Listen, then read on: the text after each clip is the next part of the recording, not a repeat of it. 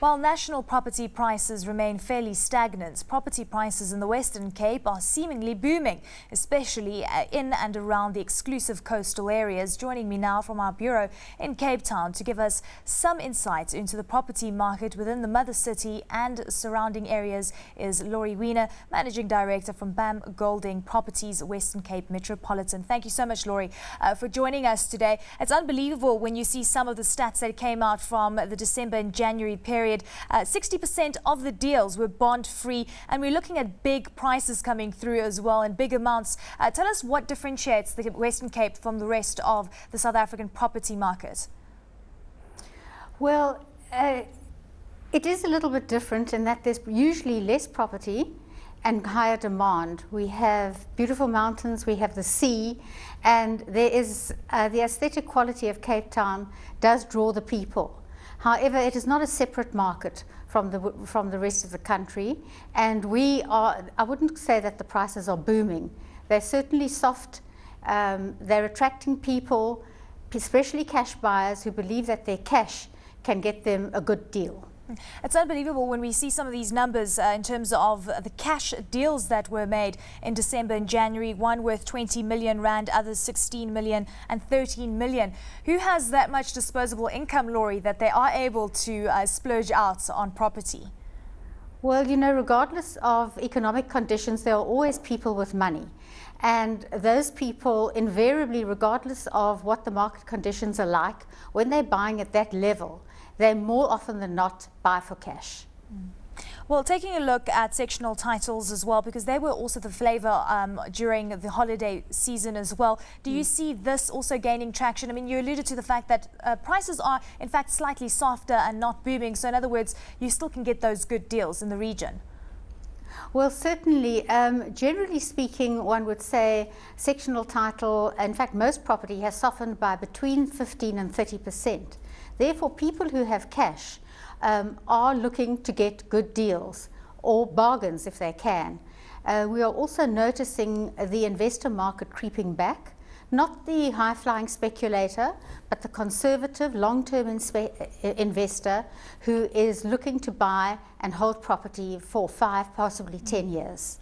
You know, we keep talking about the December-January period, and this is where we're getting most of these stats from. But looking towards the preceding months, tell us about the trends that we've seen throughout 2010 and why we saw so much activity over the holiday season. Well, you know, the Western Cape tends to be fairly seasonal. Our top season is November to about the end of April, even into May.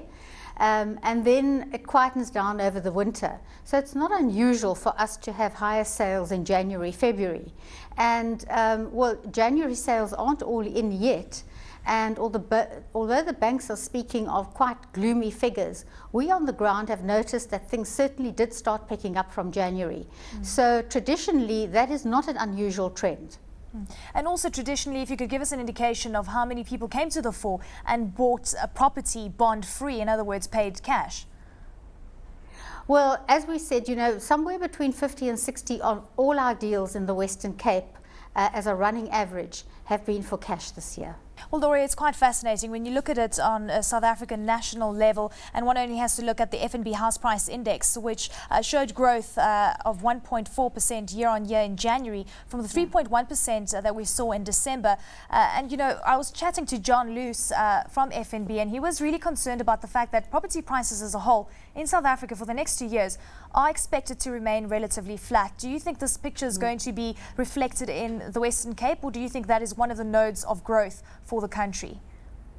I think if it's one of the nodes of growth, it's probably going to be very conservative. The Western Cape doesn't exist in isolation.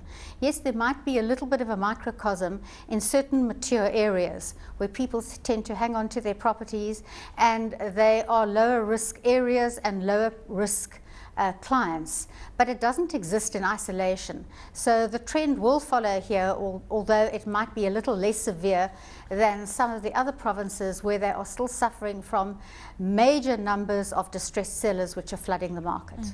Laurie, also just taking a look at total turnover, that increasing by 23% in comparison to the same period last year in the Western Cape. You know, when we look at some of these properties that have been sold, we're looking at places on Clifton Beach, looking at the City Bowl as well, V&A Waterfront. Give us an indication of how many foreigners came in and bought these properties, or was it solely South Africans? Mostly South Africans, either from Cape Town or from other parts in South Africa. The foreign market is negligible at the moment. The rand is too high, the global economies are too poor, and there just isn't a foreign market. So it's sustained predominantly by locals.